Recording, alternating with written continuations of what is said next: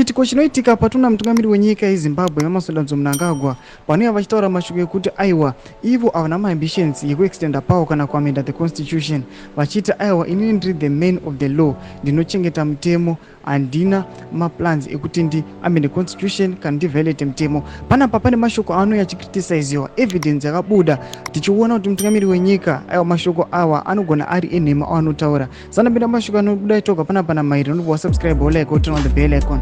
Tipina anyora achiti ndiye Nick Mangwana, do you recall this Mashonaland East ZANU-PF rally in about May this year?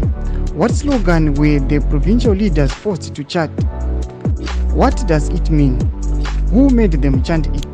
We need new leaders. Anoposta this video ramona kuti mutungamiri wenyika yeZimbabwe anoshedza maministers mazhinji achiti uye panapa ite the slogan ye2030 mantra yekuti aiwa idi 2030 anenge achiri kutonga. Munoiziva video iro rakasekuleta rinozikanwa navanhu vazhinji. Panapa vanhu vakushamisika manje vachinzwa vakuru vavo vachitaura mashoko ekuti aiwa hatina maambitions ekuextenda power, hatina maambitions ekuda kuviolata mutemo, I'm the man of the law, abiding by the law. Takuona kuti aiwa vakuvuya chibvunzo achiti mashoko aya akambotaurwa nani aifosira maministers kuti vauye vachant that mantra vataura mashoko ekuti aiwa 2030 idi Mnangagwa anenge achiri kutonga. Zvatakuona kuti mastatements 2 ava kuclasha kuti izvo zvari kuti aiwa inini I will be abided by the law, nekumashure koko vaifosa kuti maministers aite that slogan. Chitiko chatiri kuona chiri kuitika nyika yeZimbabwe tichiona kuti aiwa nhau yesuccession iri kunetsa, tichiona kuti vakomana they still want to cling on to power, kuti vanyase kutora maresources emunyika yeZimbabwe.